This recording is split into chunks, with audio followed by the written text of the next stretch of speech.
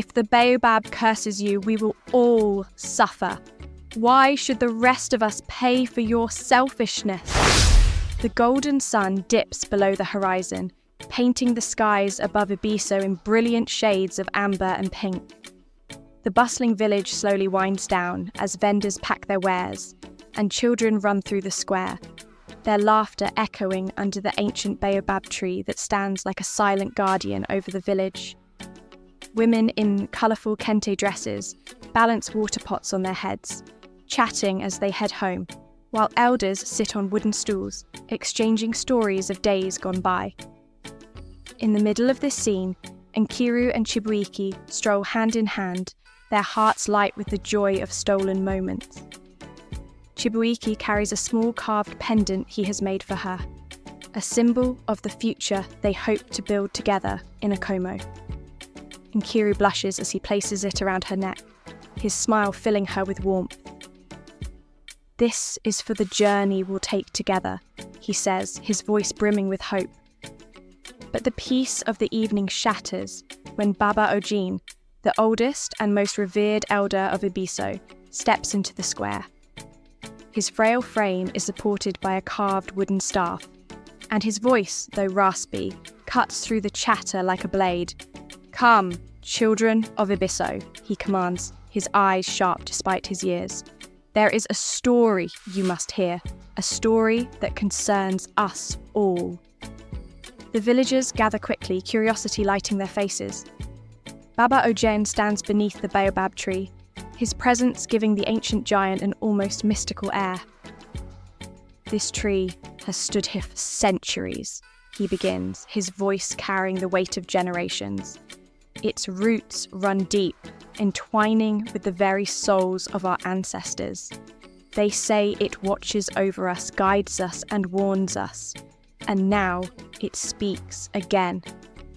Gasps ripple through the crowd, and Nkiru feels a chill run down her spine. Baba Ojin pauses, his eyes scanning the faces before him. "A prophecy," he declares.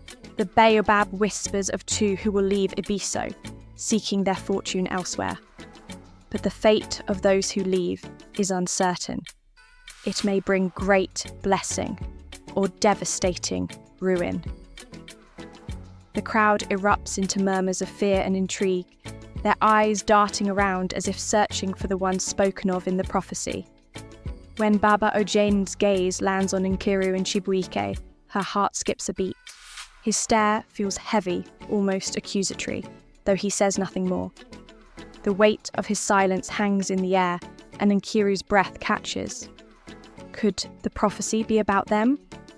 That night, Nkiru lies awake on her woven mat, staring at the ceiling of her small mud brick home. The room is silent save for the faint chirping of crickets outside, but her mind is a storm of thoughts. Baba Ojin's words replay over and over, each syllable sinking deeper into her chest like stones in water. She turns restlessly, her heart torn between fear and disbelief. The baobab tree looms large in her imagination, its gnarled branches twisting like accusing fingers. "Could it really be about us?" she whispers to herself, her voice barely audible in the quiet night. The thought terrifies her, but she doesn't want to admit it, not to herself, and certainly not to Chibuike. She knows his heart is set on leaving Ibiso, on building a better life in Akomo. The next evening, Nkiru and Chibuike meet under the very tree that now feels like it's watching them. The shadows of its massive branches stretch long across the ground, and the air feels heavier than usual. "You've been quiet," Chibuike says, his warm brown eyes searching her face. "What's troubling you?" Nkiru hesitates, then looks at him with a mix of fear and longing. "The prophecy," she confesses.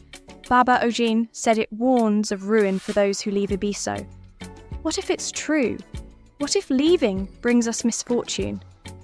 Chibuike's laughter is soft but filled with confidence. "My love," he says, taking her hands in his, "prophecies are tales meant to scare people. They're stories elders tell to keep us rooted here. but we can't let fear dictate our lives. We have dreams, Nkiru, dreams bigger than this village. His words should comfort her, but instead, they deepen her conflict.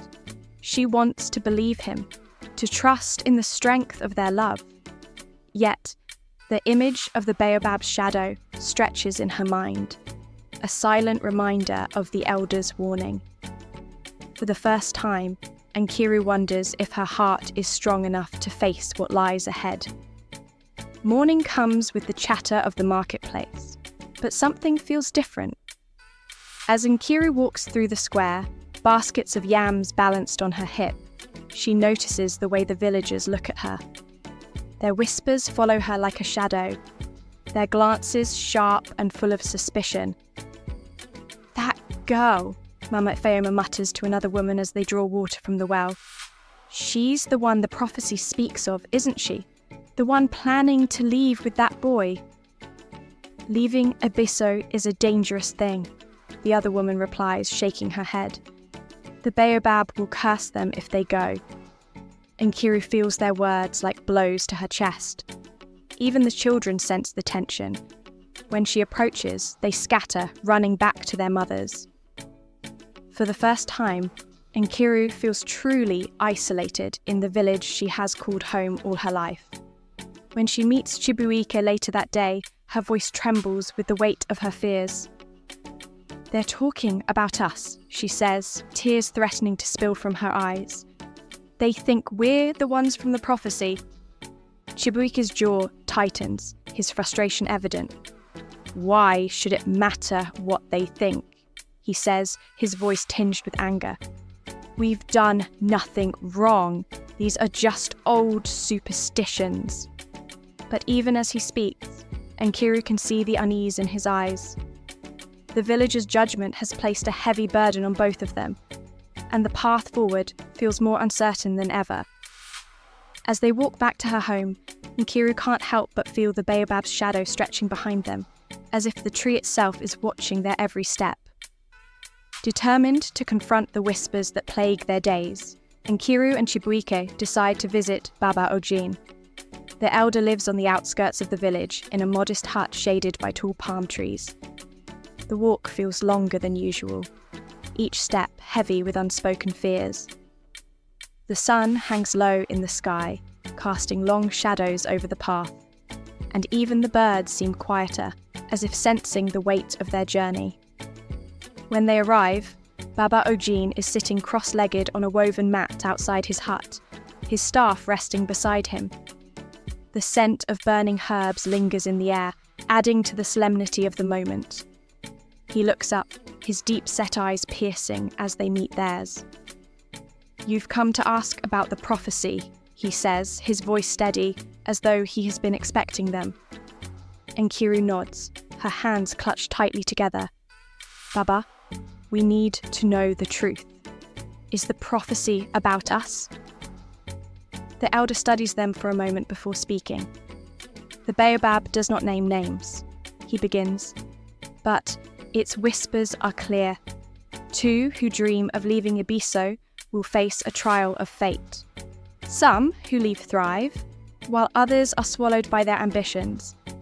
The tree's roots run deep, connecting us to this land, to our ancestors.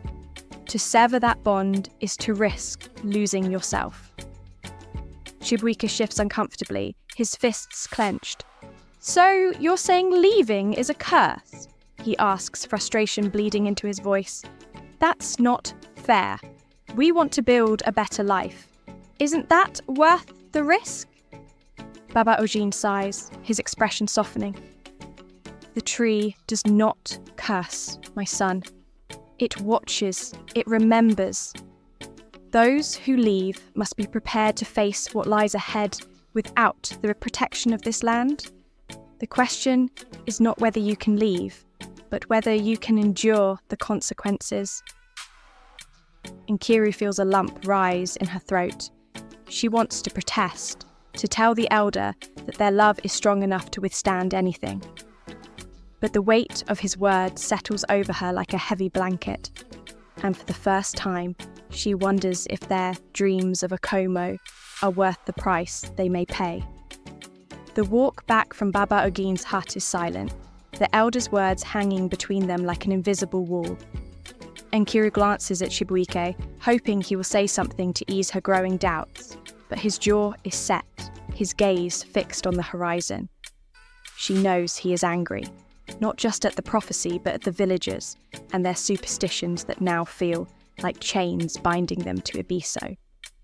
As they pass through the marketplace, the whispers begin again. Nkiru can feel the eyes of the villagers on her, their gazes heavy with suspicion and fear.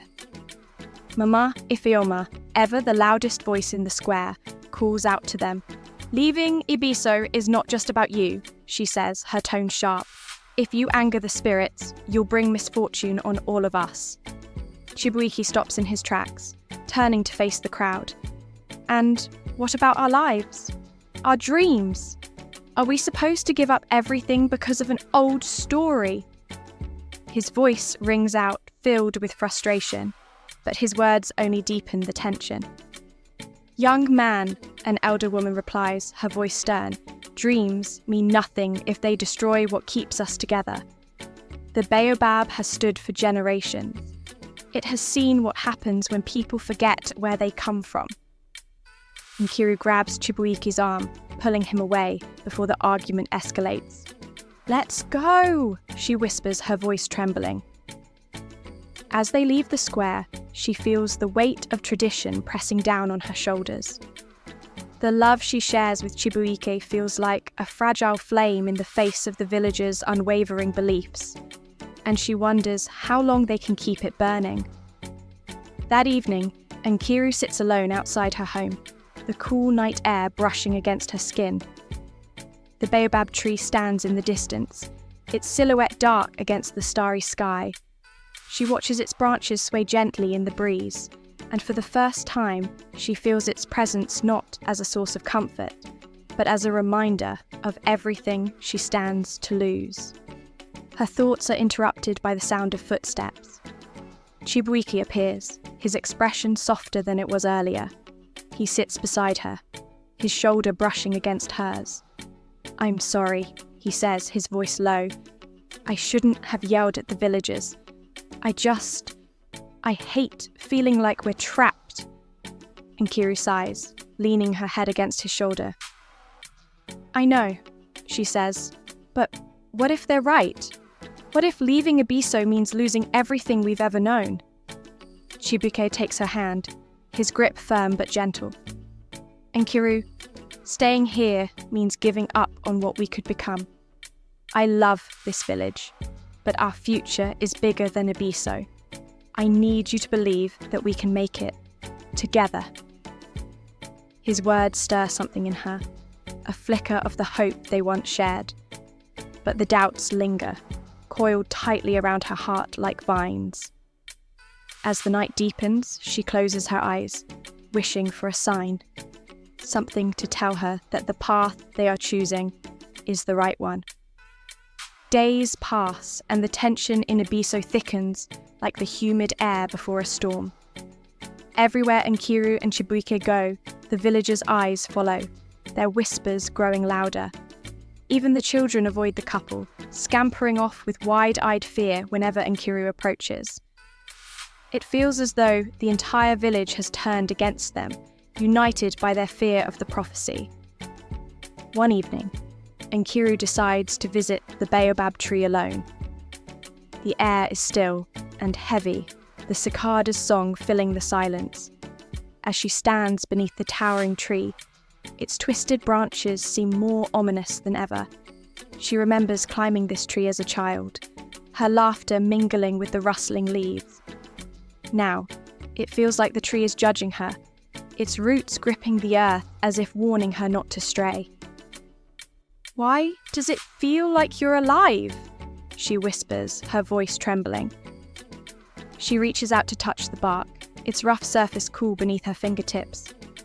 The stories Baba Ojina told echo in her mind, about the ancestors, the roots that bind them to the land, and the dangers of severing those ties. For the first time, she wonders if leaving Ibiso is not just a choice, but a betrayal. As she pulls her hand away, a sudden gust of wind sweeps through the square, rustling the tree's branches. The sound is low and mournful, like a whisper carried on the breeze. Nkiru's heart pounds in her chest as she steps back, her breath quickening. She feels as though the tree is speaking to her, warning her of what lies ahead. When she returns home, Chibuike is waiting for her, concern etched on his face. "Where were you?" he asks, his voice edged with worry. "I was at the Baobab," Nkiru admits, sitting beside him. "It feels alive, Chibuike, like it knows what we're planning." Chibuike shakes his head, frustration flickering in his eyes. "It's just a tree, Nkiru. The villagers have let their fear turn it into something it's not. We can't let that fear control us too." But even as he speaks, Nkiru notices the hesitation in his voice. Deep down, she knows the Baobab has begun to unsettle him too. The tension in Ibiso reaches its boiling point when the village council calls a meeting to discuss the prophecy. The square is packed with villagers, their faces alight with a mix of fear and curiosity. Baba Ojin stands at the centre, flanked by the other elders, his expression grave. "We must address the whispers surrounding the prophecy," Baba Ojin begins, his voice carrying over the murmurs of the crowd. "It has caused unrest among us, and we cannot allow fear to divide our village." One of the younger villagers, a man named Udo, steps forward, his voice loud and accusatory. "The unrest comes from those who planned to leave. They defy the will of the Baobab and risk bringing its wrath upon us." Chibuike rises to his feet, his face a mask of barely contained anger. "You speak of wrath, but what about our dreams? Are we to be prisoners of this prophecy forever? Some of us want more than what Ibiso can offer. Does that make us enemies?" Odo glares at him, his fists clenched. "It makes you reckless. If the Baobab curses you, we will all suffer. Why should the rest of us pay for your selfishness?" The crowd erupts into heated arguments, some siding with Udo, others murmuring in hesitant support of Chibuike. Nkiru watches in despair as the village she has always loved fractures before her eyes. Even those who once smiled warmly at her now look at her with suspicion, as though she has betrayed them simply by dreaming of a different life. "Enough!" Baba Ojin's voice cuts through the chaos like a thunderclap. The villagers fall silent, their eyes turning back to the elder. "This division will destroy us faster than any curse. The Baobab is a guide, not a weapon. Those who choose to leave must do so with the understanding of what they risk. But we must also remember that we are one people. Let us not forget that unity is our strength." Though Baba Ojin's words are wise, the damage is done. As the crowd disperses, the air between Nkiru and the villagers feels heavier than ever. Chibuike takes her hand, his grip firm. "We have to leave soon," he says, his voice low but resolute, "before this village turns against us completely." The decision to leave Ibiso comes swiftly. That night, Nkiru and Chibuike pack their belongings in silence, their movements careful and deliberate. The small room that has been Nkiru's sanctuary now feels like a prison, its walls closing in as the weight of the villagers' judgment presses down on her. Nkiru pauses, her hands resting on the woven basket she has filled with her clothes. "Are we doing the right thing?" she asks, her voice barely above a whisper. Chibuike stops packing and looks at her, his expression softening. "We're doing what we have to," he says. "If we stay, we'll lose ourselves. If we leave, we have a chance to build something new." His words give her strength, but as they step outside into the cool night air, the familiar sights of Ibiso tug at her heart. The Baobab tree stands tall in the moonlight, its branches reaching out as if to stop them. For a moment, Nkiru hesitates, her feet rooted to the ground, but Chibuike takes her hand, guiding her forward. They make their way to the edge of the village, their footsteps silent on the dusty path. The stars above seem brighter than ever, casting a soft glow over the savannah. As they near the baobab tree, a sudden rustling in the branches stops them in their tracks. Nkiru's breath catches as she peers into the shadows, her heart pounding. "Did you hear that?" she whispers, clutching Chibuike's arm. He nods, his body tense, but when they look closer, there is nothing but the swaying branches. "It's just the wind," Chibuike says, though his voice is uneasy. Nkiru isn't so sure. She feels the tree watching them, its silent presence heavier than ever. As they leave the shadow of the baobab behind, Nkiru glances back one last time. The tree stands unmoving, but its presence lingers in her mind. She wonders if she is leaving behind more than her home, if she is severing something far deeper, something she may never reclaim. By the time Nkiru and Chibuike reach the outskirts of Ibiso, the first rays of dawn begin to break over the horizon. The savannah stretches out before them, golden and endless, a stark contrast to the familiar confines of their village. Nkiru feels a mix of relief and sorrow as she takes in the sight. For the first time, the world feels vast, full of possibilities and dangers. Chibuike turns to her, his eyes filled with determination. "This is it," he says, his voice steady. "Our new beginning." Nkiru nods, forcing a smile. But as they take their first steps into the unknown, she can't shake the feeling that the baobab is still with them, its roots entwined with their hearts. The prophecy may not have named them directly, but its shadow looms over their journey, a constant reminder of the ties they have left behind. As the sun rises higher, the warmth of its light fills Nkiru with a fragile sense of hope. She doesn't know what lies ahead, but she knows one thing for certain. The path they have chosen will test them in ways they cannot yet imagine. And in her heart, she silently prays that the love they share will be strong enough to withstand it all. If you've been touched by Nkiru and Chibuike's journey, we'd love to hear your thoughts. Do you think they made the right decision to leave Ibiso? Or should they have stayed and honoured the prophecy? Drop your thoughts in the comments below. We love reading your opinions and insights. If you're enjoying the story, don't forget to hit that subscribe button and turn on the notification bell so you never miss an episode. Join our growing community of story lovers and be part of this exciting adventure. Share this video with your friends and family and let them join the conversation too. We can't wait to hear from you. Keep watching for more twists and turns in this incredible journey. Stay tuned and stay inspired.